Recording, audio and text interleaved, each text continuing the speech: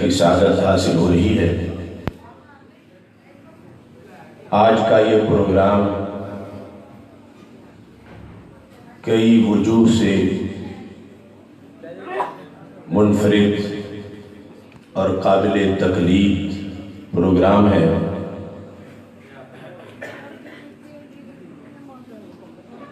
محسن اہل سنت شیخ الحدیث و تفسیر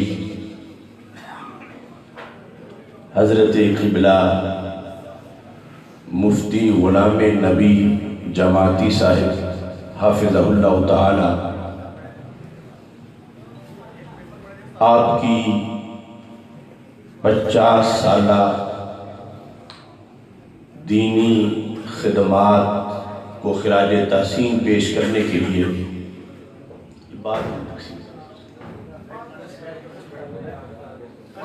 50 سالہ دینی خدمات کو خراج تحسین پیش کرنے کے لیے آج کی یہ کانفرنس انعقاد پذیر ہے۔ خطیب پاکستان حضرت پیر سید فدا حسین شاہ صاحب حافظ آبادی، شیخ الحدیث حضرت مفتی محمد رضا مصطفیٰ ظریف القادری جیسی شخصیات خراج تحسین پیش کرنے کے لیے جہاں رونق افروز ہوئی اور اہل سنت کے عظیم شاعر فیض رسول فیضان صاحب نے بڑے انوکھے اچھوتے انداز میں منقبت کے اشعار لکھے اور پیش کیے۔ آج اس کانفرنس میں شرکت کر میں اپنی سعادت محسوس کر رہا ہوں۔ ایک تو اس لحاظ سے کہ میرے شیخ کامل حافظ الحدیث امام العصر حضرت پیر سید محمد جلال الدین شاہ صاحب قدس سر العزیز بانی مرکزی جامعہ محمدیہ نوریہ رضیہ بکی شریف، آپ نے اس مقام پر قبلہ استاذ العلماء صاحب کو لانے کے لحاظ سے بھی کردار ادا کیا۔ اس کے بعد درس نظامی کا افتتاح آپ نے ہی سبق پڑھا کے اس مقام پہ فرمایا، تو میرے لیے یہ نہایت سعادت ہے کہ جس گلشن کے آغاز پر میرے شیخ کامل یہاں رونق افروز ہوئے، آج اس کی 50 بہاریں گزرنے پر اللہ کے شکر کی ادائیگی کے لیے مجھ ناچیز کو یہاں حاضر ہونے کا شرف حاصل ہو رہا ہے۔ ہر کے کارش از برائے حق بوات، کارے ہو پیوستہ با رونق بوات۔ کوئی کام 2-4 دن بھی تسلسل سے کرنا بڑا مشکل ہوتا ہے، 50 سال تک مسلسل دین کا جھنڈا بلند کرنا، جبر طوفان آندھیاں ان کی پرواہ نہ کرتے ہوئے اپنے مسلک اپنے دین کی ترجمانی کرنا، جگر پگھلا کر چراغ علم جلا کر لوگوں کی آنکھوں میں سرما ڈالنا اور ان کے دلوں سے اندھیروں کو دور کرنا، یہ کوئی معمولی کام نہیں۔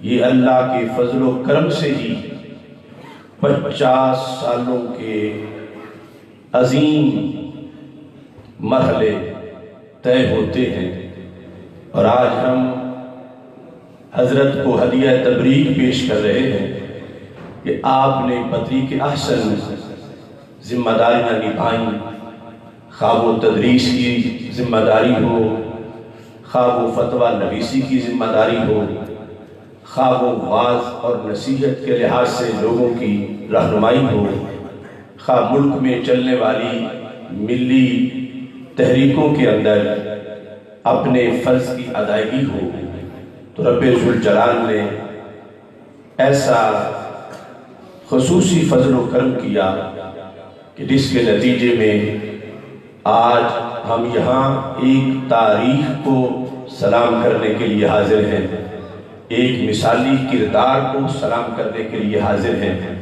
اور اہل سنت و جماعت کے موجودہ حالات میں جو چند گنی چنی شخصیات ہیں کہ جن کا اتنا طویل سفر ہمارے سامنے گزرا اور اب وہ بقید حیات ہیں، آج ان چند منفرد شخصیات میں حضرت کا شمار ہوتا ہے۔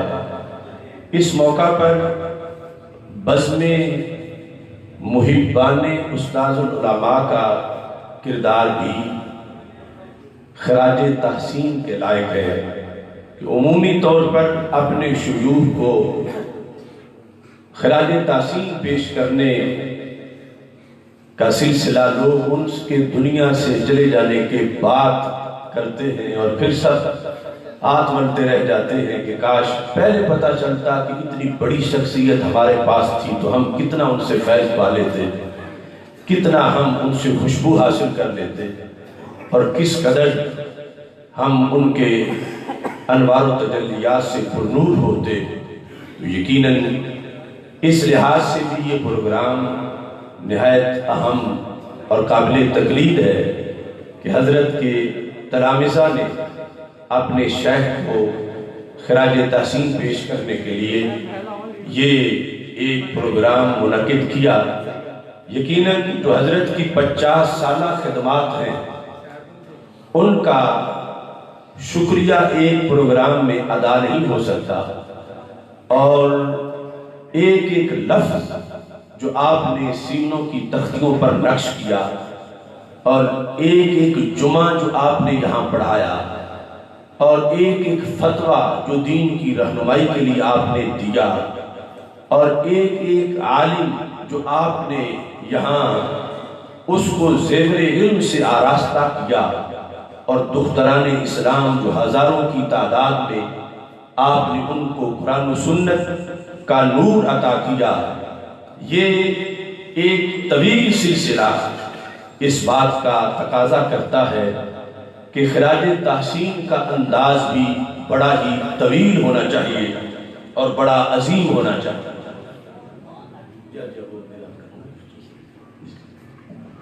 اس بنیاد پر یہ قابل تقلید ہے دوسرے تلامذہ کے لحاظ سے بھی کہ وہ اپنے اساتذہ کو، ظاہر ہے کہ استاذ محتاج نہیں ہوتے اور نہ ہی ان کا کوئی تقاضا ہوتا ہے، اور یہ ہمارے شیوخ اللہ کے فضل سے یعنی ان کی جو تربیت ہے اپنے اکابر سے، نمود و نمائش سے دور ایک جہان میں یہ زندگی بسر کر دیتے ہیں۔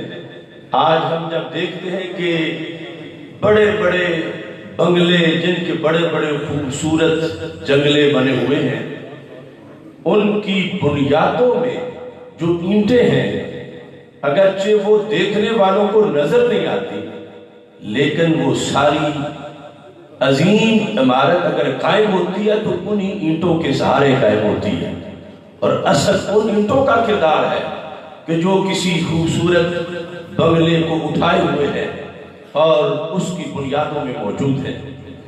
آج اہل سنت و جماعت میں ہمیں جو لوگ مسند تدریس پہ نظر آتے ہیں، جو مسند خطابت پہ نظر آتے ہیں، جو محققین ہیں، اہل سنت و جماعت کی اس وقت کی تاریخ کی جو بہار ہے اور جو اہل سنت و جماعت کی عظمت کے کاشانے ہیں، یقیناً ان کی بنیادوں کے اندر کسی نہ کسی مفتی غلام نبی کا کردار موجود ہوتا ہے۔ اگرچہ وہ نیچے دبے ہوئے ہیں، وہ اینٹیں نظر نہیں آتی، لیکن انہی کے سہارے ہی تو وہ سارے کاشانے نظر آتے ہیں۔ اب دیکھو امام العلماء حضرت علامہ عطا محمد بدیالوی قدس سر العزیز، ان کا جو ذکر ہے وہ بھی اس مناسبت سے کر رہا ہوں کہ علامہ بدیالوی رحمت اللہ علیہ کہ جن کی تدریس اہل سنت کے مدارس کی ایک بہار ہے، اور انہوں نے ایک بہت بڑی جماعت مدرسین، محققین، شیوخ الحدیث مدرسین کی تیار کی۔ حضرت مفتی غلام نبی صاحب بھی ان کے شاگرد ہیں، اور بندہ ناچیز کو بھی حضرت بدیالوی رحمت اللہ علیہ سے 3 سال مسلسل پڑھنے کا شرف حاصل۔ حضرت تو پہلی صفوں میں ہے، لیکن آخری صف میں مجھے بھی شرف حاصل ہوا کہ علامہ بدیالوی رحمت اللہ علیہ سے پڑھا، اور ماشاءاللہ حضرت نے تو 7 سال بدیالوی صاحب رحمت اللہ علیہ سے پڑھا۔ جبکہ ان کے پاس چند سبق پڑھ لیں تو بندے آپ کے وصال کے بعد بھکی شریف میں حضرت علامہ امام عطا محمد بدیالوی رحمت اللہ علیہ کو بھکی شریف مسند تدریس پہ لایا گیا، اور یہ بندہ ناچیز کے خصوصی اسباق تھے جن کے لیے بھکی شریف حضرت حافظ الحدیث رحمت اللہ علیہ کے صاحبزادگان نے امام العلماء کو وہاں پر خصوصی طور پر لانے کا اہتمام کیا۔ تو یہ نفوس قدسیہ وہ ہیں کہ جنہوں نے آگے نسلیں تیار کی اور اہل سنت کے مستقبل کو روشن کیا۔ اگرچہ آج نہ وہ ٹی وی پہ ہو، نہ وہ اخبارات میں چھپے، اور نہ ہی موجودہ صورتحال کے لحاظ سے لوگوں کو ان کے بارے میں کوئی زیادہ تعارف ہو، لیکن حقیقت یہی ہے کہ یہ وہ عظیم لوگ ہیں کہ جو بنیاد میں موجود ہیں اور خود چھپے ہوئے ہیں، اور ان کا فیض گلی گلی اور محلے محلے نظر آ رہا ہے۔ لیکن شکر ادا کرنے کے لحاظ سے جو ہمیں شریعت مطہرہ میں حکم ہے، اس کی ادائیگی کے لحاظ سے آج کا یہ پروگرام انعقاد پذیر ہے۔ اور ہمارے آقا صلی اللہ علیہ وسلم نے صدیوں پہلے فرمایا تھا، اللہم ارحم خلفائی، اے اللہ میرے خلفاء پہ رحم کر۔ تو پوچھا کہ یا رسول اللہ صلی اللہ علیہ وسلم اس حدیث میں خلفاء سے کیا مراد ہے؟ ویسے عمومی طور پر تو خلفاء راشدین رضی اللہ تعالیٰ عنہم ہیں، تو ہمارے آقا صلی اللہ علیہ وسلم نے فرمایا اس میں مراد یہ ہے الذین یروون احادیثی من بعدی، میرے وصال کے بعد قیامت تک جو لوگ میری حدیث کو روایت کریں گے، پڑھیں گے، پڑھائیں گے، میں نے انہیں اپنی خلافت عطا فرما دی ہے، وہ میرے خلفاء ہیں۔ اور یہ شوق جب صحابہ کرام رضی اللہ تعالیٰ عنہم کا سرکار دیکھ رہے تھے، مسند امام احمد میں حدیث شریف ہے، سرکار فرمانے لگے تسمعون ویسمع منکم ویسمع ممن یسمع منکم، کہ صحابہ تم بڑے شوق سے میری حدیث سنتے ہو، یاد رکھو زمانہ تجھے بھی شوق سے سنے گا۔ یعنی یہ دولت جس کے پاس ہوگی اس کے گرد بلبل اکٹھے ضرور ہوں گے۔ یعنی آج 14 صدیوں کے گزر جانے کے باوجود ایک استاذ کے ساتھ جو پیار کا اظہار ہو رہا ہے، تو اس میں جو رشتہ ہے وہ تو اسی بات کا ہے کہ ان کی زبان سے ہم نے اپنے آقا صلی اللہ علیہ وسلم کی حدیثیں سنی ہیں۔ اگرچہ نہ برادری، نہ کوئی خونی رشتہ ہو، نہ کوئی لین دین کا کوئی کاروباری تعلق ہو، کوئی کہیں سے نکلا کہیں پہنچا، آ کر یہاں ان سے قرآن و سنت کا فیض حاصل کیا، تو ہو سکتا ہے کسی کا خونی نسبی بیٹا اس سے اتنا پیار نہ کرتا ہو جتنا ایک شیخ الحدیث سے اس کا شاگرد پیار کر رہا ہے کہ جس کو اس نے ظلمت سے نکال کے نور عطا کیا ہے۔ تو ہمارے آقا صلی اللہ علیہ وسلم نے فرمایا تسمعون ویسمع منکم، تم سے یہ باتیں سنی جائیں گی۔ یہ علم غیب ہے ہمارے آقا صلی اللہ علیہ وسلم کا کہ تم مجھ سے پڑھ رہے ہو، لوگ تجھ سے پڑھیں گے۔ اور پھر فرمایا یسمع ممن یسمع منکم، جو تجھ سے پڑھ کے جائیں گے لوگ ان کو بھی ڈھونڈ ڈھونڈ کے میری ایک ایک حدیث پڑھیں گے، ان کی طرف بھی شوق سے سفر ہوگا۔ تو یہ آغاز بیان کیا رسول اکرم صلی اللہ علیہ وسلم نے، جس کاروان نے محبت کا یہ 14 صدیوں کے بعد آج بھی یہ جو ایک شیخ الحدیث اور شیخ القرآن کو تاج پہنائے جا رہے ہیں اور ان سے محبتوں کا اظہار کیا جا رہا ہے، یہ وہ خبر ہے جو 14 صدیاں پہلے ہمارے آقا صلی اللہ علیہ وسلم نے اللہ کے عطا کردہ علوم غیبیہ کی روشنی میں عطا فرمائی ہے۔ اور ساتھ ہی یہ بھی ارشاد فرمایا یحمل ھذا العلم من کل خلف عدولہ ينفون عنه تحریف الغالین وانتحال المبتلین وتأویل الجاہلین۔ قیامت تک کے لیے صرف 1-2 صدیوں کی نہیں بات، ہمارے آقا صلی اللہ علیہ وسلم چونکہ تاجدار ختم نبوت ہے، آپ دیکھ رہے تھے کہ پہلے جب معاشرے میں بگاڑ آتا تھا تو پھر کوئی نیا نبی آتا تھا تو بگاڑ دور ہوتا تھا۔ ہر درجے کا بگاڑ امت خود سے نہیں کر سکتی تھی۔ تو سرکار نے فرمایا میں آخری نبی ہوں، میرے بعد نبی کوئی نہیں آئے گا، اور بگاڑ خود میری امت کے علماء ہی دور کریں گے۔ اس بنیاد پر ہی فرمایا علماء امتی کا انبیاء بنی اسرائیل، جیسے وہ نبی آ کر اندھیرے دور کرتے تھے، میری امت کے علماء اندھیروں کا مقابلہ کریں گے۔ اور اس میں سب سے بڑا کردار مجددین کا ہے، جو ہر صدی کے اختتام پر وہ کردار ادا کرتے ہیں کہ اگلی صدی پھر پر نور ہو جاتی ہے، اور جتنی بھی گراوٹ ہو چکی ہو نظریات میں اعمال میں اس کو دور کر دیتے ہیں، اور پھر ان کے کارکنان آگے اس کو جاری رکھتے ہیں۔ تو ہمارے آقا صلی اللہ علیہ وسلم نے فرمایا یحمل ھذا العلم من کل خلف عدولہ، ہر جنریشن میں، ہر نئی نسل میں میرے علم کے وارث پیدا ہوتے رہیں گے۔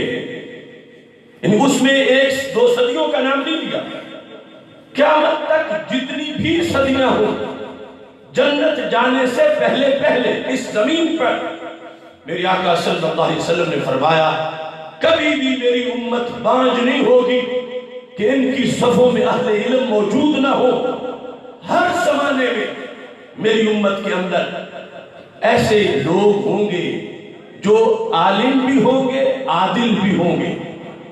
یہ 2 شرطیں بیان کی، یحمل ھذا العلم من کل خلف عدولہ، محض عالم ہونا اس کی تعریف نہیں کی گئی، بلکہ قرآن مجید میں مذمت کی گئی اس چیز پر وما تفرقوا الا من بعد ما جاءهم العلم۔ کچھ قوموں کا ذکر کرتے ہوئے رب نے کہا ان میں فرقہ واریت کیوں آئی، وہ پارا پارا کیوں ہوئے؟ فرمایا چونکہ ان میں علم آ گیا تھا تو اس علم نے ان کو پارا پارا کر دیا۔ تو ایک علم وہ ہے جو پارا پارا کرتا ہے، اس کی تعریف نہیں ہے۔ ایک علم وہ ہے جو فطور ہے، اور دوسرا وہ ہے جو نور ہے۔ نور کا اس کی تعریف ہے۔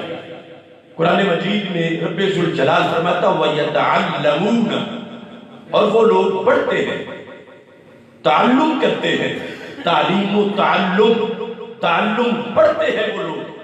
اب یہاں سے اتنے لفظ پڑھنے سے اس لفظ سے پتہ چلتا ہے کہ جن کی بات ہو رہی ہے آگے رب ان کی شان بیان کرے گا کہ وہ پڑھنے والے ہیں، ان پڑھ نہیں ہیں، پڑھتے ہیں۔ لیکن اللہ فرماتا ہے وَيَتَعَلَّمُونَ، ما یضرہم ولا ینفعہم، کہ میں ان کی مذمت کر رہا ہوں، پڑھتے ہیں مگر پڑھتے وہ کچھ ہیں جو ان کو فائدہ نہیں دیتا، نقصان دیتا ہے۔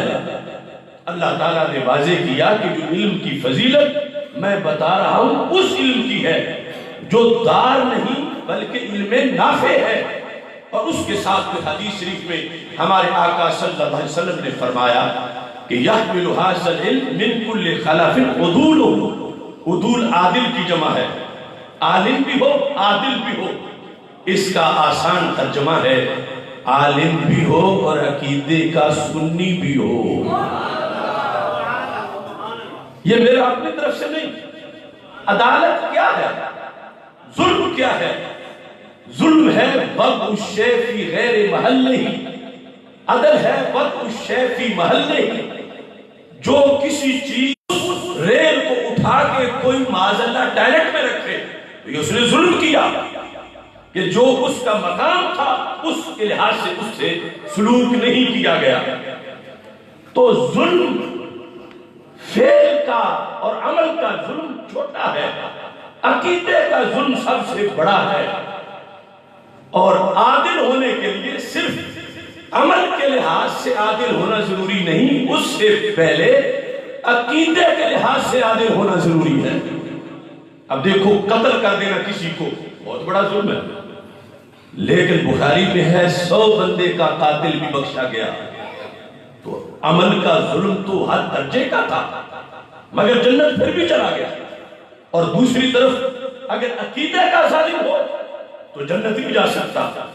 اس واسطے رب نے فرمایا ان الشرک لظلم عظیم، کہ شرک سب سے بڑا ظلم ہے۔ وہ 100 کا قاتل اتنا ظالم نہیں جتنا مشرک ظالم ہے۔ کس بنیاد پر؟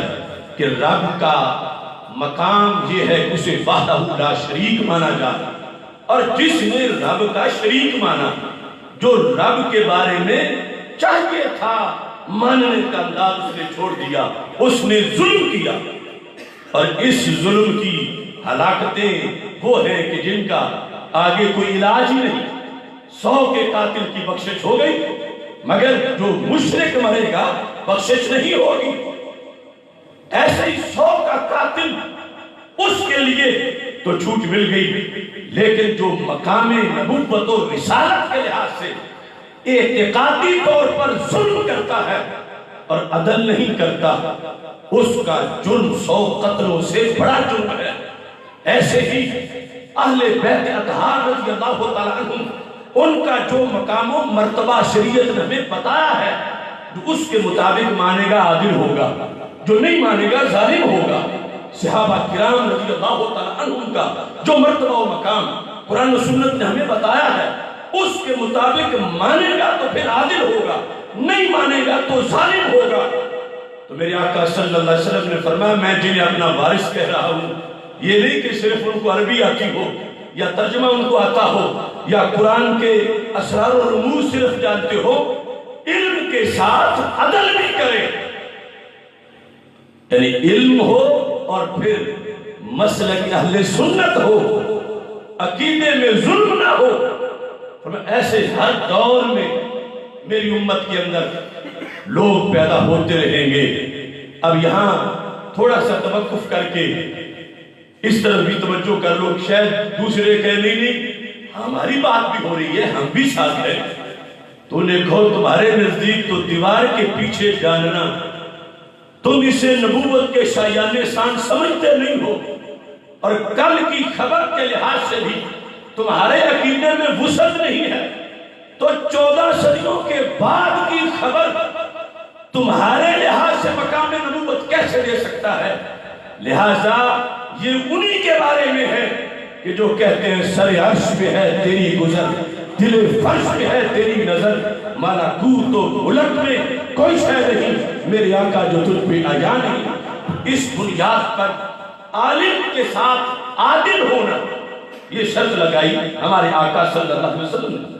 اور صحیح بخاری شریف میں ہمارے آقا صلی اللہ علیہ وسلم نے تلاوت قرآن کی 2 قسمیں بیان کی، 2 قسمیں تلاوت قرآن کی۔ تلاوت قرآن کی دو قسمیں، ایک قسم کہ جس کی بنیاد پہ بندہ جنتی بنتا ہے، اور دوسری تلاوت قرآن کی قسم کہ جس سے بندہ جہنمی بنتا ہے۔ اگر آج امت کا آج کا کوئی مفتی یہ بات کرتا تو یقیناً لوگ کہتے تم کیا بات کر رہے ہو، تلاوت اور جہنم؟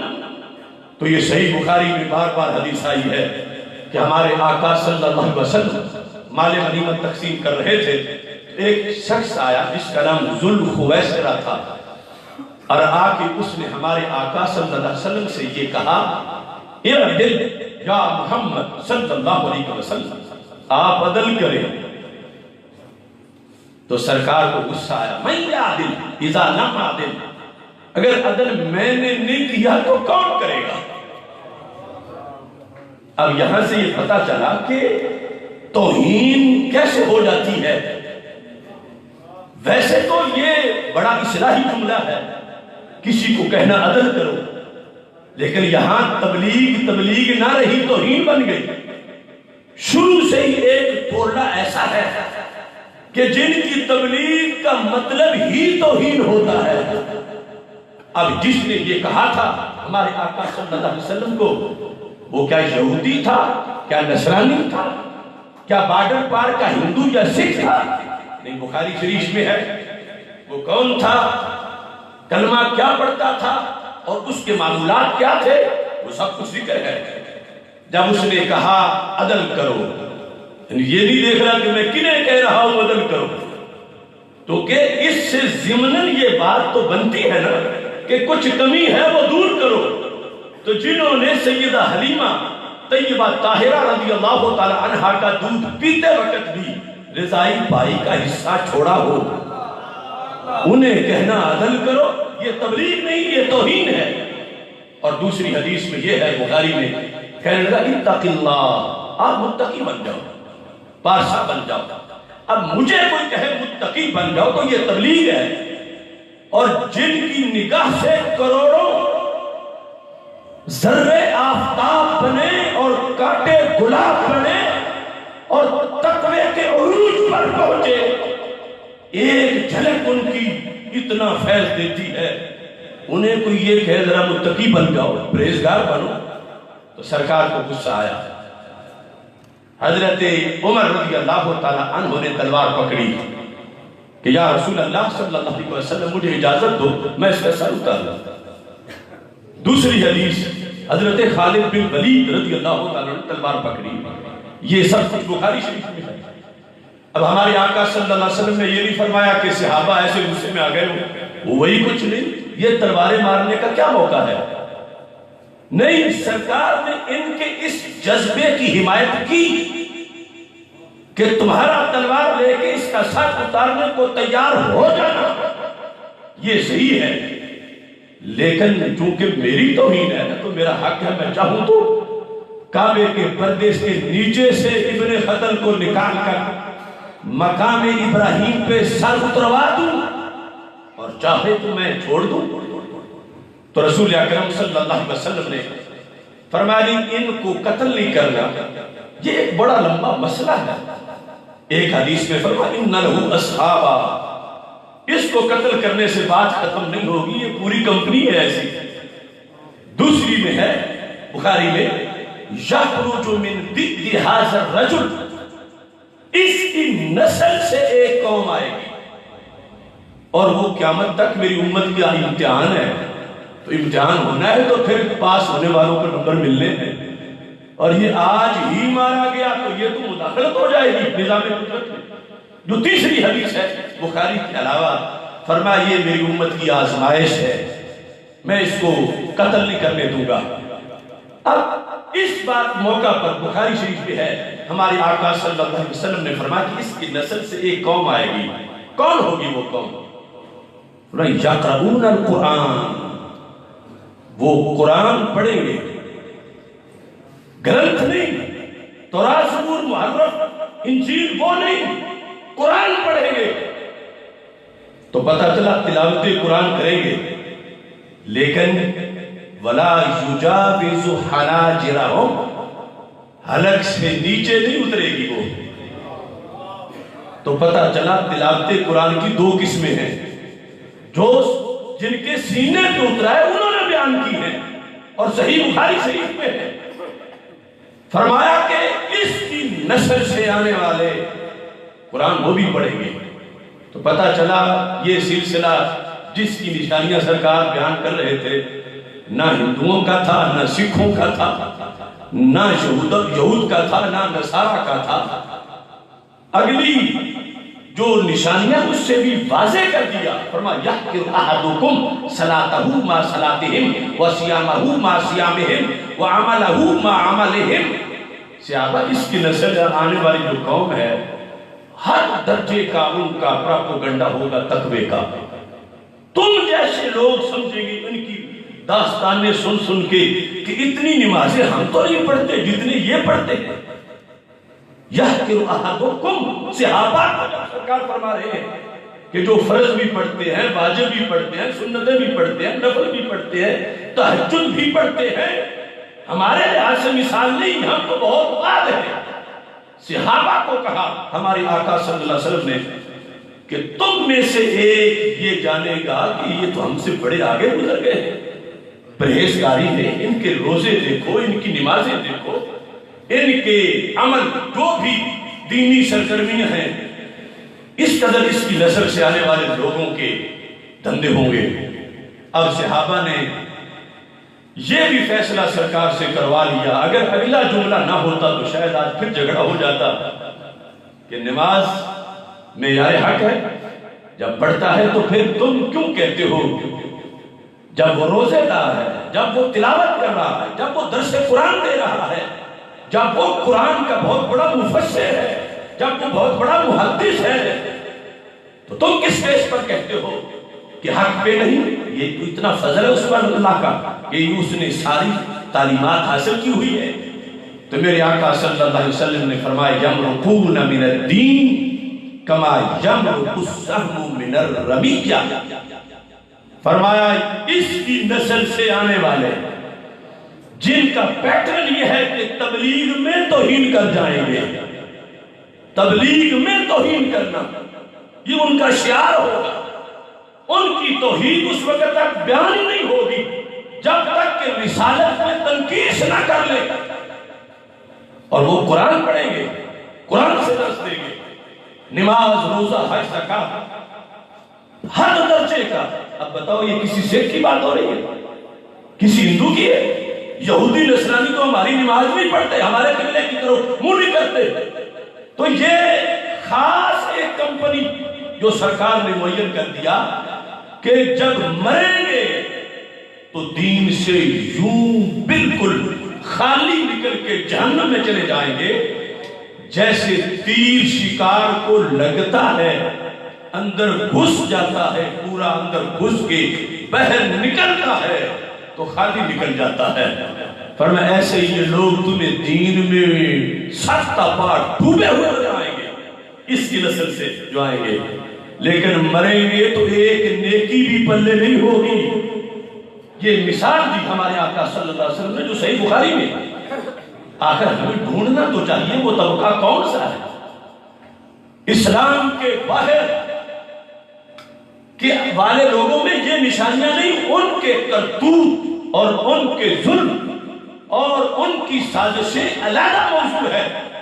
یہ تو قرآن پڑھنے والے ہیں، یہ تو نماز پڑھنے والے ہیں، یہ تو تقوی کی دعوت دینے والے ہیں، یہ تو دین کی تبلیغ کرنے والے ہیں، یہ سیکولر لبرل نہیں، یہ خاص مذہب کا نعرہ لگانے والے ہیں۔ لیکن نتیجہ کیا ہے کہ جب مریں گے یمرقون من الدین کما یمرق السهم من الرمیہ، رمیہ کہتے ہیں شکار کو، اس سے جیسے تیر پار ہوتا ہے۔ تو سرکار کی ہر بات میں بڑی گہرائی ہے کہ تیر صرف تھوڑا سا لگے اور پیچھے گر جائے وہ نہیں مثال دی، جو لگے تو اس کے پیٹ میں داخل ہو اور سارا اندر جا کے آگے نکل جائے، اور ساتھ تیر کے نہ کوئی گوشت کی بوٹی ہو، نہ کوئی پٹا ہو، نہ کوئی چیز ہو۔ پر میں ایسے ہی اس کی نسل سے لوگ آئیں گے اور علم اور عمل یہ دونوں کا ڈنڈورا پیٹ رہے ہوں گے، لیکن چونکہ پیٹرن تبلیغ میں توہین والا ہوگا تو وہ دین سے یوں خالی ہوں گے جیسے شکار سے تیر خالی نکل جاتا ہے۔ یہ صحیح بخاری شریف میں بار بار یہ حدیث آئی، اور اس بنیاد پر ہمارے آقا صلی اللہ علیہ وسلم نے فرمایا، جو ابن کثیر میں حدیث شریف ہے، ہمارے آقا علیہ السلام فرماتے ہیں مجھے اپنی امت پر قرآن کا بھی خطرہ ہے۔ یہ ابن کثیر نے سند سے اس کو لکھا، اور ایک کتاب میں درجنوں میں موجود ہے، قرآن کا بھی خطرہ ہے۔ اب یہ جو دو قسمیں میں نے آپ سے کہا کہ ہر قرآن پڑھنے والا ضروری نہیں سچا بھی ہو، قرآن یقیناً سچا ہے، لیکن قرآن پڑھنے والے کئی لوگ اپنا دھندا چلانے کے لیے آڑ تو قرآن کی لیتے ہیں۔ اب لفظ سنو، ہمارے آقا صلی اللہ علیہ وسلم نے ارشاد فرمایا، یتعلمہ المنافقون، مجھے قرآن کا خطرہ یہ ہے کہ اس کو منافق بھی پڑھ جائیں گے، اس کا علم منافق بھی حاصل کر لیں گے۔ مطلب کہ کچھ پڑھانے والے بھی منافق ہوں گے اور وہ کچھ پڑھنے والے بھی منافق ہوں گے۔ یتعلمہ المنافقون، یعنی پڑھائی کا ذکر ہے، وہ قرآن پڑھیں گے، کیونکہ فتویٰ تبھی لگائیں گے جب قرآن آتا ہوگا، تو آگے پیچھے کر کے وہ فتویٰ لگائیں گے۔ یتعلمہ المنافقون، منافق پڑھ جائیں گے قرآن کو۔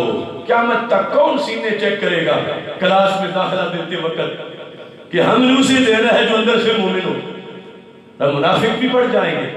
تو سوال پیدا ہو رہا تھا کہ یا رسول اللہ صلی اللہ علیہ وسلم، منافق آپ کا قرآن پڑھ گیا تو فائدہ ہی ہے نا، وہ دوسری چیز تو نہیں پڑھ رہا، وہ تو قرآن ہی پڑھ رہا ہے۔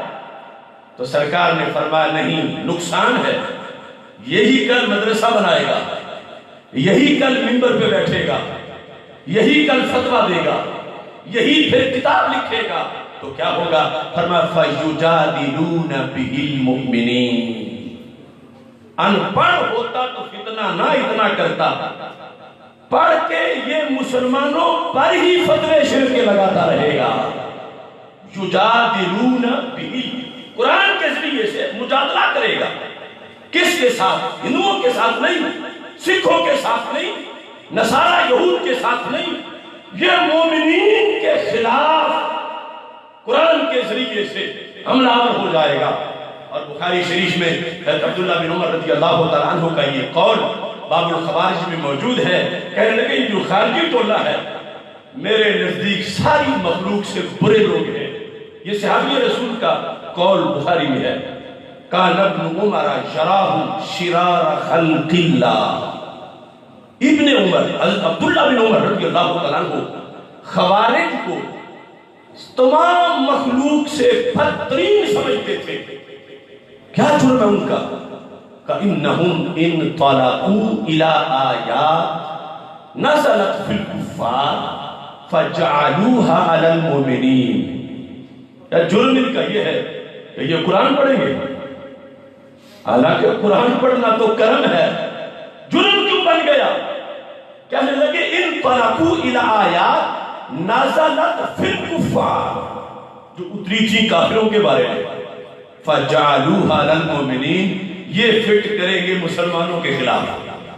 کافروں کے بارے میں جو مذمت بتوں کی ہے یہ وہ اولیاء پہ لگائیں گے، جو کفار و مشرکین کی مذمت ہے یہ وہ خوارج مسلمانوں پہ وہ آیات لگا رہے ہیں۔ تو ہمارے آقا صلی اللہ علیہ وسلم نے جو خبر دی، صحابی رسول نے اپنی زندگی میں اسے دیکھ لیا کہ وہ دھندا ہو رہا ہے، لہٰذا ہم ہر علم کو سلام نہیں کرتے، اس علم کو سلام کرتے ہیں کہ جہاں علم بھی ہے اور مسلک اہل سنت بھی ہے۔ اور میں تو کوئی بھی نہیں کہ جو پیغمبروں کے بارے میں ہو، میں نے کہا وہ آیت تو ہے، مشرکوں کو خطاب ہے کہ تمہارے بت مکھی کا پر نہیں بنا سکتے، تمہارے بت جن کو تم پوجتے ہو وہ مکھی کا پر نہیں بنا سکتے۔ تو میں نے کہا یہ جو تم نے جس غلام اللہ سے ترجمہ پڑھا تھا شیخ القرآن سے، یہ اس کا دیا ہوا زہر ہے کہ آج تم نے سوچا ہی نہیں کہ کیا بات تم کر رہے ہو. نے کہا اگر دیکھنا ہے تم تو پر کی بات کرتے ہو. قرآن تو نبیوں کی شان یہ بیان کرتا ہے وَأُبْرِئُ الْأَكْمَحَ وَالْأَبْرَصَ وَأُحْيِي الْمَوْتَى بِإِذْنِ اللَّهِ کہ حضرت عیسیٰ علیہ السلام کہتے ہیں میں مردے زندہ کرتا ہوں. اب بنا بتاؤ پر بنانا بڑا کام ہے جو مردے کو زندہ کرنا بڑا کام. احیی الموتى مضارع کا صیغہ، یہ نہیں کہا احییت المیتہ میں نے ایک مردہ زندہ کیا. احیی مضارع ہے، کرتا ہوں. اعلان رب نے کروایا کہ جس نے مردہ زندہ کروانا ہو میرے عیسیٰ سے رابطہ کرے، یہ کر کے دکھائیں گے. احیی الموتى کا مطلب یہ ہے 100 زندہ کروانا ہے 100 مردہ لے آؤ، 1000 کروانا ہے 1000 لے آؤ. کرتا میں ہوں، احیی واحد متکلم ہے، لیکن کرتا باذن اللہ، اللہ کے اذن سے. اب کوئی نبی ولی اللہ کی اذن سے اللہ نہیں بن سکتا، لیکن نبی ولی اللہ کے اذن سے مردے کو زندہ کر سکتے ہیں. یہ مقامی نبوت ہے قرآن میں. اور ادھر یہ کہا جا رہا ہے کہ پیغمبر پر نہیں بنا سکتے. اور یہ پورے معاشرے کے اندر انہوں نے دھاندلی کی ہوئی ہے کہ جو رب کے صفات رب والوں میں مانی جا سکتی ہیں ان کو بھی یہ بتوں کے ساتھ توڑتے ہیں، اس زمرے میں شمار کرتے ہیں. اسی بنیاد پر ہم نے عقیدہ توحید سیمینار کے اندر ان کا رد کیا اور آج تک اس رد کا جواب نہیں دے سکے. اب ہم 30 مارچ کو انشاءاللہ مینار پاکستان پر 10واں عقیدہ توحید سیمینار کریں گے. ابھی تک پہلے کا بھی جواب نہیں آیا. اب دیکھو قرآن میں مردہ کو زندہ کرنے کی صرف 3 ذاتوں کی بیان کی گئی. ایک تو اللہ تعالیٰ، دوسرا نمرود کہنے لگا میں بھی کرتا ہوں. اب تیسرے ہیں رب والے. قرآن کے مطابق فیصلہ یہ ہے کہ اللہ والوں کو اللہ ہی کے ساتھ رکھو، بتوں کے ساتھ شمار نہ کرو، کہ وہ اللہ کی مدد کا مظہر ہے. اور اس بنیاد پر وہ یہ صورتحال میں آیات پڑھ کے آپ کے سامنے رکھ دیتا ہوں. دنیا میں کسی کا ترجمہ کوئی کتنا بڑا کیوں نہ ہو، یہاں سے لے کر نجد اور دیوبند کے یتیم خانوں تک سب کو میری طرف سے دعوت ہے کہ تیسرے پارے میں رب ذوالجلال کے عظیم پیغمبر حضرت ابراہیم علیہ السلام نمرود سے مقابلہ کرتے ہوئے مناظرہ میں دلیل پیش کر رہے تھے. ربی الذی یحیی و یمیت، میرا رب وہ ہے جو زندہ بھی کرتا ہے اور مارتا بھی ہے. یہ انہوں نے اپنے رب کی شان بیان کی. یہ معیار روحیت نہیں ہے کہ جو بھی ایسا کرے وہ اللہ ہی ہو. ایک شان تھی، لیکن اس مقام پر آگے جو ساتھ وہ قیود لگائیں گے اس کے بعد جا کر معیار روحیت بنے گا. اب نمرود نے کیا کہا؟ انا احیی و امیت، یہ بھی قرآن میں ہے. اس نے کہا یہ تو میں بھی کر لیتا ہوں. انا احیی و امیت، میں بھی زندہ کرتا ہوں، میں بھی مارتا ہوں. اب اس نے وہی بات جو خلیل رب کے بارے میں کہہ رہے تھے اس نے اپنے بارے میں کہہ دی.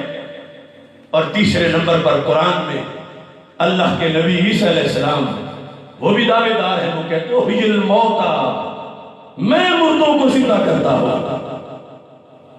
احیی الموتى تو صرف ایک ہے، ذاتیں 3 ہیں. دھاندلی یہ ہے کہ اللہ والوں کو آج بتوں کے ساتھ ملایا جا رہا ہے. اگر یہ سوچ صحیح ہوتی تو جب یہی کہا تھا حضرت عیسیٰ علیہ السلام نے احیی الموتى، میں مردوں کو زندہ کرتا ہوں، تو رب وہی حکم جاری کرتا جو نمرود کے خلاف جاری کیا تھا. جب نمرود نے کہا تھا انا احیی و امیت تو اللہ فرماتا ہے فبہت الذی کفر، مبہوت ہو گیا کافر. کافر ہے یہ نہیں زندہ کر سکتا. مبہوت ہوا. جو چیز اپنی طرف نمرود منسوب کرے تو کافر، وہی چیز بإذن خدا عیسیٰ علیہ السلام اپنی طرف منسوب کرے تو رب کے پیغمبر. یہ ہے فرق اہل سنت کا اور خوارج کا. اگرچہ اپنے آپ کو وہ بھی اہل سنت کہلائیں مگر there are documents of اہل سنت سنی ہونے کے شرائط ہیں. ان کے بارے میں تو نشانیاں ابن عمر سے آ رہی ہیں, انہوں نے بتا دی تھی ایسے ہوگا. اب دیکھو قرآن میں پڑھ رہا ہوں, کوئی دور تفسیر کی بات نہیں, کوئی دور فتوے کی بات نہیں, کوئی حدیث کی سند کی کمزوری کی بات نہیں. یہ رب کا قرآن ہے, صرف ایک ہے, ذاتیں تین ہے, اللہ میں بھی یہ صفت ہے اور وہ حقیقتاً ہے. اس کے بغیر زندہ کرنا مردے کو تو بڑی دور کی بات ہے, کوئی پتہ بھی نہیں ہلا سکتا. لیکن اس نے اپنے پیغمبر کو یہ شان دی کہ دنیا کو پتا چلے جس رب کی عیسیٰ کا یہ مقام ہے اس کا اپنا مقام کیا ہوگا. اور دوسری طرف نمرود جب اس نے دعویٰ کیا کہ میں کرتا ہوں تو فوراً اس کو الٹا کر دیا گیا. حضرت ابراہیم علیہ السلام نے اس کو پکڑ لیا, قرآن نے اس کا رد کیا. اس بنیاد پر یہ ہے اس وقت کی سب سے بڑی اعتقادی دھاندلی کہ جو مقام رب ذوالجلال اپنے محبوبوں کو دے کر اپنی مدد کا انہیں مظہر بنا دیتا ہے, اس کو ایک فرقے نے الوہیت بنا لیا کہ یہ ہے اللہ ہونا. اور اللہ ہونے کا جو منصب ہے وہ ایک سیکنڈ کے لیے بھی رب کے سوا کسی کے پاس نہیں ہو سکتا. پوری تاریخ میں ایک سیکنڈ بھی ہر نبی کی نبوت میں شرک ظلم تھا, شرک حرام تھا. تو رب ذوالجلال یہ صفتیں دے دیتا ہے, کسی کو حلیم کہے, کسی کو خبیر کہے, کسی کو رحیم کہے, کسی کو علیم کہے, اپنے بندوں میں سے, اپنے نبیوں میں سے. مگر اللہ کسی اور کو اللہ نہیں کہتا. اللہ ہونا, الوہیت, وہ دو چیزیں ہیں. ایک ہے واجب الوجود ہونا اور دوسرا ہے مستحق کے عبادت ہونا. یہ ہے اللہ ہونا. مددگار ہونا اللہ ہونا نہیں. مددگار تو رب کے فضل سے بدر کے میدان میں ہزاروں مددگار تھے اور وہ اللہ نہیں تھے, اللہ کے فرشتے تھے, بت بھی نہیں تھے, اور انہوں نے مدد بھی کی. اور جب انہوں نے مدد کی تو رب نے فرمایا اسے غیر کی مدد نہ کہنا, ومن نصر الا من عند اللہ, یہ میری ہی مدد ہے. اب جو طبقہ یہ کہتا ہے کہ اللہ والے کریں گے تو پھر اللہ کی تو معذرہ ویلیو ختم ہو جائے گی. یہاں تک انہوں نے لکھ دیا ماذا یبقى للہ تعالی, اگر نبیوں ولیوں کے لیے مانو گے اللہ کے پاس کیا رہ جائے گا.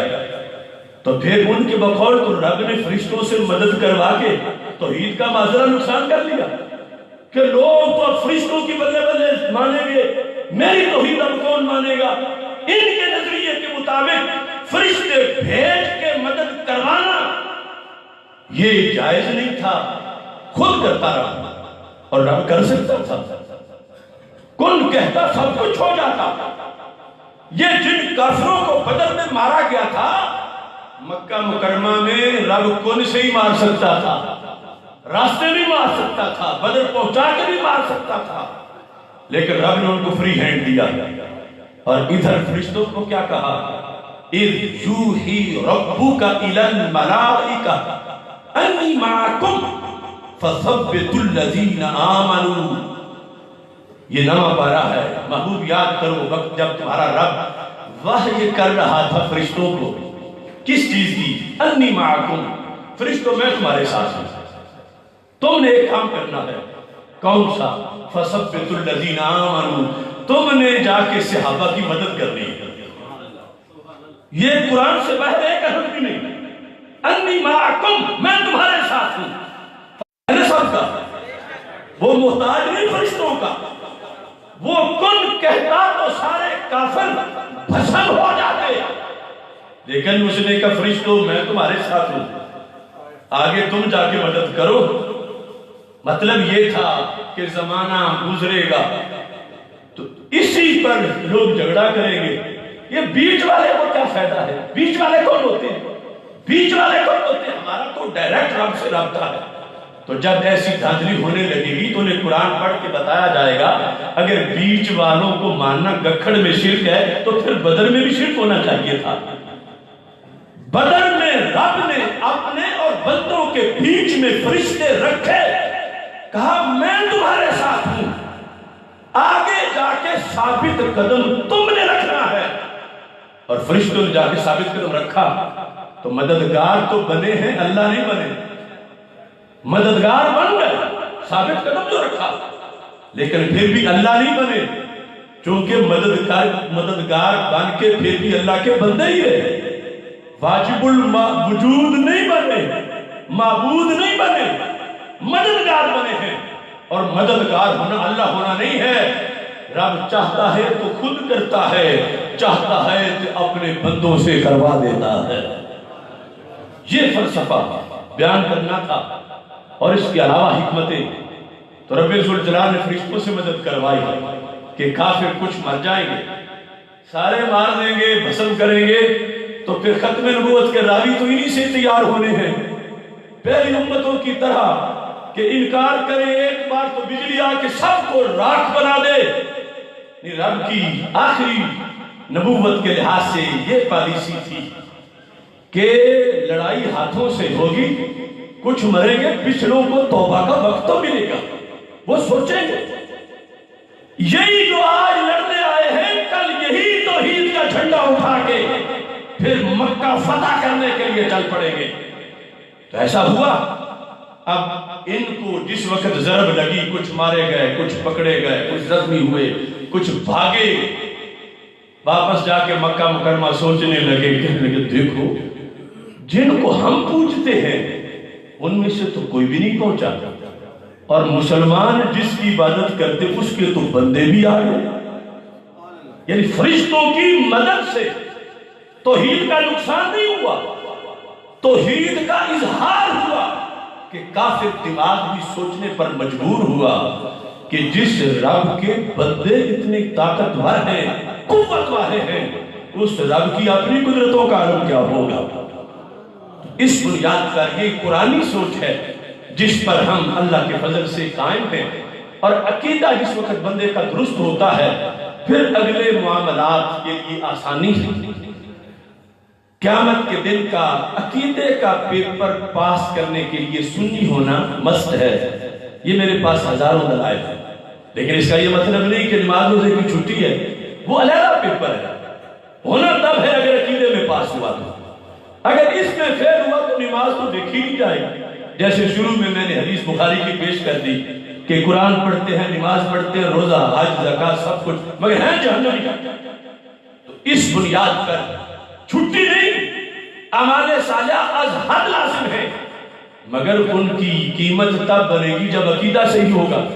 اور عقیدہ اہل سنت و جماعت کا امام احمد بن حنبل کا یہ قول سند سے، ان سے طبقات حنابلہ میں ذکر کیا گیا، اور یہ قول بیان کرنے سے پہلے بھی میں تمہیں یہ دعوت دوں گا کہ اس کو سن کے کسی نے عمل صالح کے لحاظ سے سست نہیں ہونا، لیکن حقیقت یہ ہے کہ امام احمد بن حنبل کہنے لگے قبر رجل من اہل السنت، قبر اہل السنت من الفساق روضۃ من ریاض الجنہ۔ یہ امام احمد بن حنبل سے سند کے ساتھ روایت کیا گیا، انہوں نے کہا بندہ ہو سنی اگرچہ فاسق و فاجر ہو، قبر اہل السنت من الفساق، فاسق و فاجر ہے مگر عقیدے کا سنی ہے۔ امام احمد بن حنبل کہنے لگے اس کی قبر جنت کے باغوں میں سے باغ بنے گی، اور دوسری طرف قبر اہل البدع من الزہاد حفرۃ من حفر النار، رب سنی نہ ہو اگرچہ چوٹی کا عابد و زاہد ہو، اور اس کی قبر جہنم کے گڑھوں میں سے گڑھا ہو۔ یہ امام احمد بن حنبل کا فتویٰ ہے جو فقہ حنبلی کی کئی کتابوں میں موجود ہے، کیونکہ یہ حنبلی، حنفی، مالکی، شافعی عقیدے میں تو سارے سنی ہیں، یہ ہے سنی ہونا، اتنی بڑی شان۔ اور جب ایک عوام میں سے سنی اور گنہگار سنی، اس کا سفر آخرت کا یہ مقام ہے، تو پرہیزگار سنی کا پھر کیا مقام ہوگا؟ اور جب پرہیزگار عوامی سنی کا یہ مقام ہے، تو پھر شیخ الحدیث کا مقام کیا ہوگا کہ جس نے زندگی بھر اس عقیدے پہ پہرا دیا اور ہزاروں لاکھوں لوگوں کے عقیدے کو صحیح کیا۔ اس بنیاد پر یہ چند الفاظ میں نے پیش کیے کہ یہ کتنا بڑا کردار ہے، 50 سال دین مدین پہ پہرا دینا، مسلک اہل سنت پہ پہرا دینا، ملت کی نگہبانی کرنا۔ یقیناً یہ اللہ کی طرف سے خاص بندوں کو نصیب ہوتا ہے۔ عالم تو وہ بھی بڑا ہے جو جوانی میں فوت ہوا، تو اس کی بھی بڑی فضیلت ہے، بلکہ ابھی عالم بنا ہی نہیں تھا لیکن نکلا تھا کہ میں عالم بنوں۔ اس کے بارے میں ابن ماجہ میں حدیث شریف ہے کہ ہمارے آقا صلی اللہ علیہ وسلم نے فرمایا من جاءہ الموت وهو يطلب العلم ليحيي به الاسلام بينه وبين النبيين درجة واحدة في الجنة، کہ جو ابھی طالب علم تھا، پورا پڑھ کے فاضل نہیں بنا تھا، نہ کوئی فتویٰ دیا تھا، نہ کوئی شاگرد پڑھا کے تیار کیے تھے، نہ کوئی کتابیں لکھی تھیں، ابھی تو وہ طلب علم میں تھا کہ موت آ گئی۔ بینہ و بین النبیین درجۃ واحدہ فی الجنہ، جنت میں اس میں اور انبیاء علیہ السلام میں صرف ایک درجے کا فرق باقی رہ جائے گا۔ یہ سننے ابن ماجہ سیاستہ میں حدیث ہے، اگرچہ وہ ایک درجہ بھی 5-6 فٹ کا نہیں، زمین سے جتنا آسمان بلند ہے اتنا درجہ ایک ہے جنت کا، لیکن یہ ملے گا تب۔ شرط لگائی ہمارے آقا صلی اللہ علیہ وسلم نے کہ وہ پڑھنے آیا تھا تو جذبہ اس کا کیا تھا؟ تنخواہ کا جذبہ نہیں تھا، یہ نہیں تھا کہ میں لوگوں کا قبلہ بنوں گا، لیڈر بن جاؤں گا، میری مقبولیت ہو جائے گی یا مجھے اچھا نذرانہ ملے گا۔ سرکار فرماتے ہیں اس کے دل میں درد یہ تھا لِيُحْيِيَ بِهِ الْإِسْلَامَ، میں نے پڑھ کے اسلام زندہ کرنا ہے۔ کہ معاشرے میں کیوں کفر نظر آتا ہے، معاشرے میں بدعت کیوں ہے، معاشرے میں رسم و رواج کیوں ہے، معاشرے کے اندر شیطانی دھندے کیوں ہیں، تو میں پہلے پڑھوں تو پھر لوگوں کو بتاؤں کہ کنواں ہے مت گرو، اور اگر خود ہی میں کنویں میں گرنے والا ہوگا تو بتاؤں گا کیسے۔ یہ جذبہ لے کے وہ گھر سے نکل پڑا، حافظ بنا، عالم بن رہا تھا کہ وفات ہو گئی۔ سرکار فرمانے لگے یہ ناکام نہیں ہے، کیونکہ نیت اچھی تھی لہذا نہیں پڑھ سکا تو کوئی بات نہیں، رب پھر بھی جنت میں اتنا اونچا مقام دے گا۔ پھر پڑھ کے پڑھائے، 30 سال میں فوت ہو جائے، 40 میں فوت ہو جائے، اس کا ایک اپنا کوٹا ہے۔ اور یہ جو عمر میں اضافہ ہے، ہر 10 سال کے بعد، ہر 10 سال کے بعد عمر کی بیس پہ بندے کا اسلام میں رینک بلند ہوتا ہے، عمر کی بیس پہ۔ اور یہ تو ماشاءاللہ 50 سال آگے بھی اللہ ان کی عمر لمبی کرے۔ ہر 10 سال پر 40 کے بعد 40 سال جب بندے کی عمر ہو جاتی ہے، یہ تفسیر ابن کثیر میں یہ حدیث شریف موجود ہے کہ رزق اللہ الانابۃ الیہ، اللہ اس بندے کے مگر دین کی دولت بچائی ہے، رب اس پہ خوش ہے کہ یہ ہمارا ہی رہا، یہ اور کہیں نہیں گیا۔ اور پھر ان اللہ تعالی ينظر الى قلب المؤمن في كل يوم 360 نظرۃ، رب ذوالجلال روزانہ ہر مومن پر 360 جلوے نازل فرماتا ہے۔ رب کا ایک جلوہ بھی تقدیریں بدل دیتا ہے۔ یہ تفسیر ساری ہے، 360 جلوے۔ ایک وہ بندہ ہے جس پر برسے 30 سال، دوسرا وہ ہے جس میں وہ جلوے برسے 60 سال۔ ظاہر ہے کہ 60 سال والا تو کافی آگے نکل گیا، اس کو مزید موقع ملا اور 90 سال پر حضرت آپ کی عمر کتنی ہو گئی؟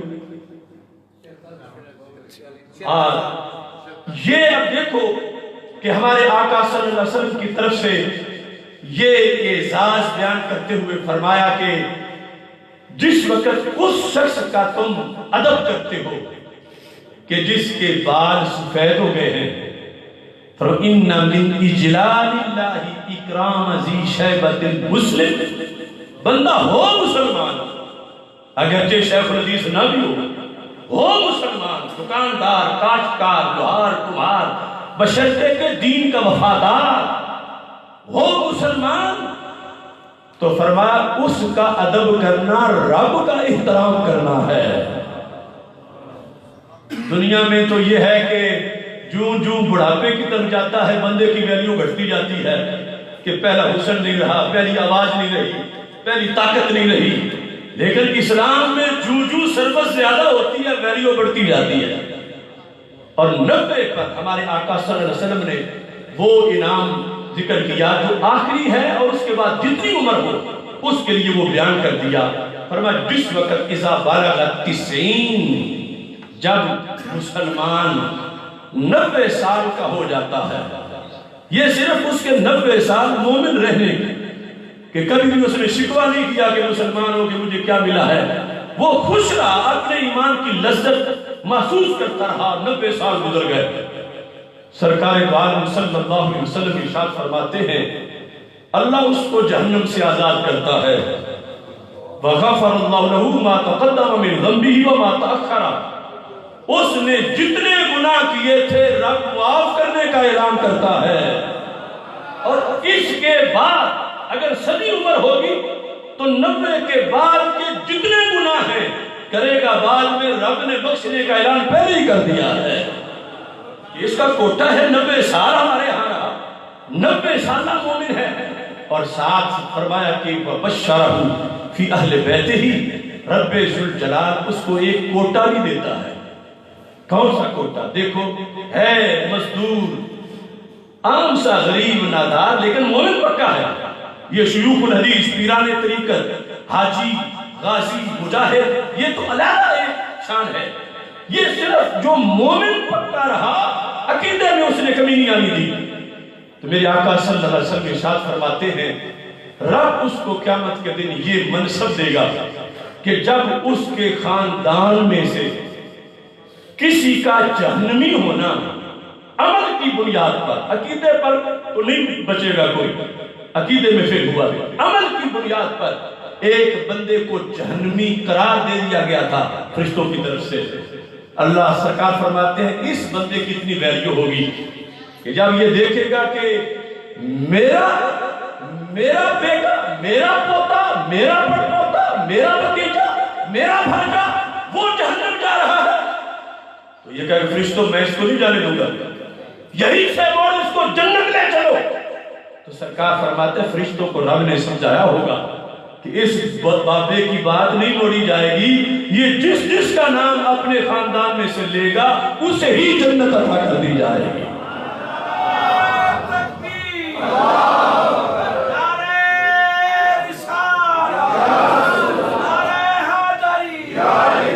اس بنیاد پر دیکھو اسلام میں کتنے وارے نیارے ہیں، بشرطے کہ بندہ خوش رہے کہ میں مسلمان ہوں، غافل نہ ہو خودی سے کر اپنی پاسبانی، شاید کسی حرم کہے تو بھی آستانہ۔ کہ کتنی بڑی شان ہے ایک مومن کی، عوامی مومن اس کے لحاظ سے سالوں پر دنیا میں ختم ہو جاتا ہے سلسلہ، لیکن اللہ کے ہاں اسلام میں جو بندہ بوڑھا ہوتا جاتا ہے اس کی ویلیو بڑھتی جاتی ہے۔ جب 40 سال کا تھا اس وقت اس کے بچے اس کا ادب احترام اس لیے کرتے تھے کہ باپ روزانہ جیب خرچ دیتا ہے، گھر آتا ہے فروٹ لے کے آتا ہے، لیکن اسلام نے کہا وہ جس کی جیب سے تجھے کبھی ٹافیاں ملتی تھی اب بوجھ نہ سمجھ، اب تو جنت کی ٹکٹیں اسی جیب میں ہیں۔ تو جب عام مومن اتنا مقام رکھتا ہے تو جو دین کے معمار، مسلم، مبلغین، شیوخ الحدیث یقیناً ان کا کردار بہت بڑا ہے. اللہ حضرت کا سایہ تا دیر ہم پہ سلامت فرمائے. انشاءاللہ 30 مارچ کو مینار پاکستان پر 10واں عقیدہ توحید سیمینار اور پاکستان زندہ باد کانفرنس کا انعقاد کیا جا رہا ہے. میں آپ تمام حضرات کو اس میں شرکت کی دعوت دیتا ہوں.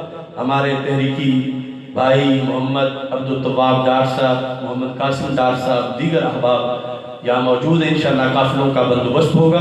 آپ سارے حضرات اس میں شرکت کریں. وآخر دعوانا ان الحمد للہ رب العالمین.